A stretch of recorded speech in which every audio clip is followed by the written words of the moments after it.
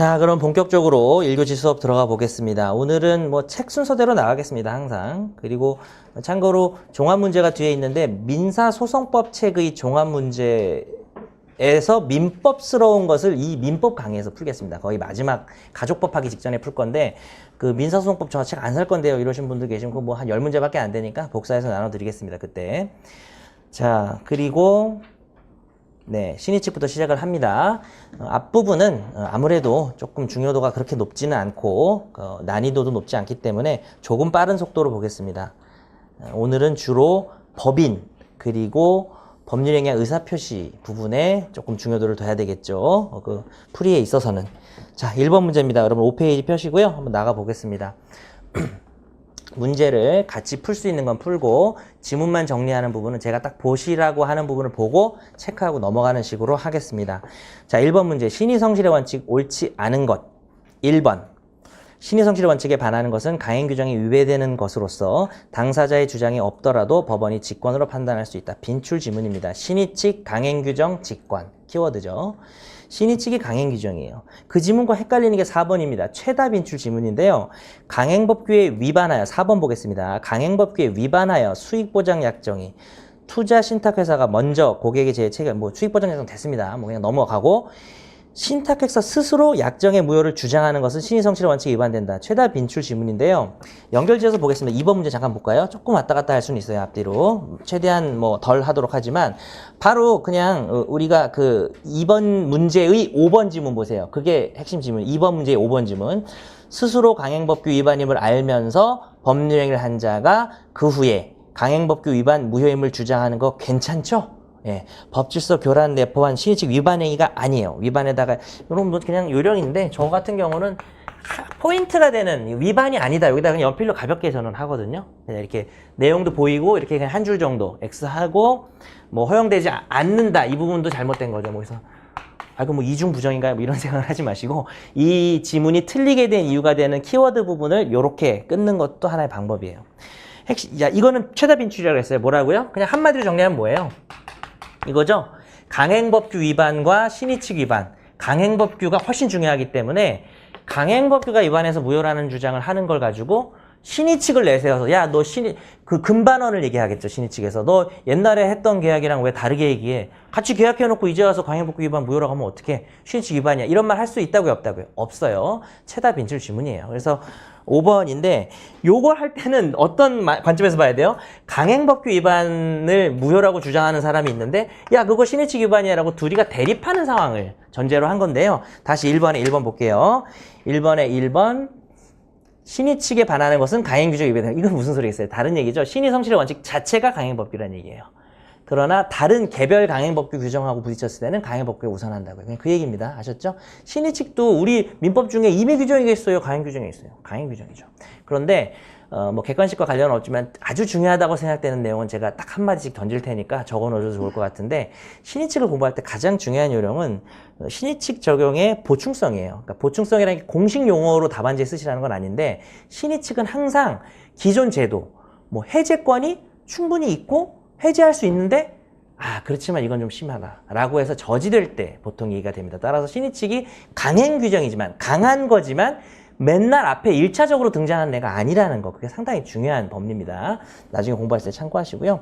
2번 지문, 송전선이 토지를 통과하고 있다는 점을 알고서 토지를 취득했다는 점만으로는 그 취득자의 송전선 철거 청구가 신의칙에 반하는 것은 아니다. 예, 송전선 철거는 알고 취득한 사람도 철거하라고 할 수 있다. 뭐 그냥 선 하나 없애는 거니까 물론 그렇게 간단한 얘기는 아니에요. 그 송전선이라는 게 되게 큰 시설이죠. 그러나 이거와 대비해서 우리가 변전소 판례랑 같이 외우죠. 변전소를 철거하라. 이건 좀 큰 걸 요구한 거니까 권리남용인데 송전선 정도는 철거를 청구할 수 있다. 그냥 암기할 사항입니다. 객관식 용이죠. 무슨 사례 문제에 여러분 송전선이 나오겠어요? 갑자기 A가 송전선을 설치는 게 나오겠습니까? 나와도 문제도 없지만 나오지도 않는다는 거죠.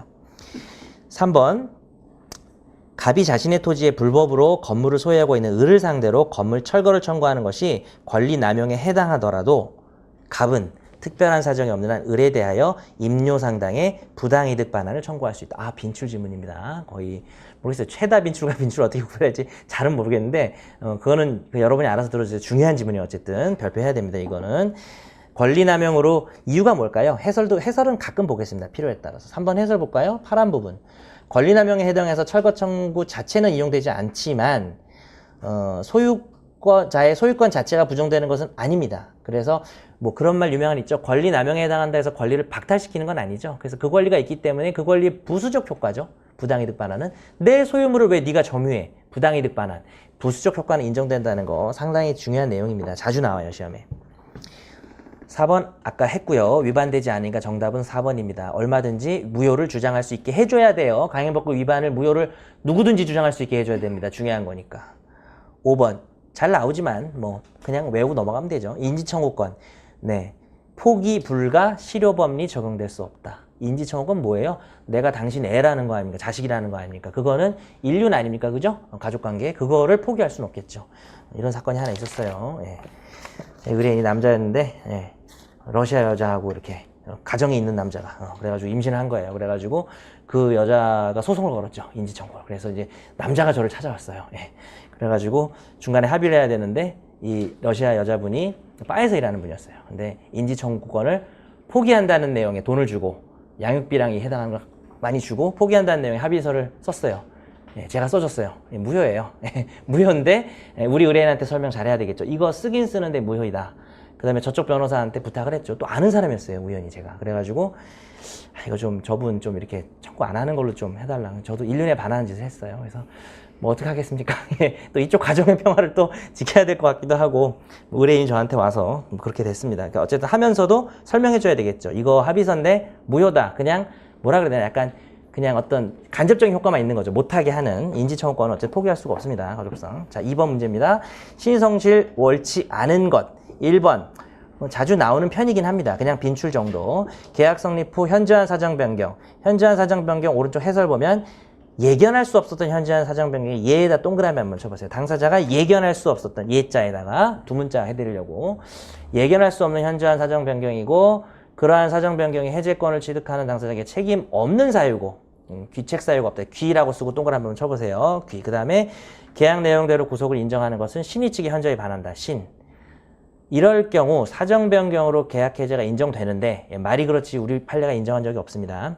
여기서의 사정은 객관적 사정만을 일컫는 것이다. 마치 꼭 틀린 것처럼 유혹하지만 많습니다. 객에다 동그라미 쳐서 제가 이제 그냥 기본 강의할 때 예객 귀신이라고 예견할 수 없었던 현저한 객관적 사정의 변경 그리고 그 귀책 사유가 해제하려는 자에게 없었다. 이 변경이. 그리고 그대로 인정하면 신의 측이 현저히 반한다. 이런 예객 귀신이 사정 변경을 원인으로 한 해제의 요건이 됩니다.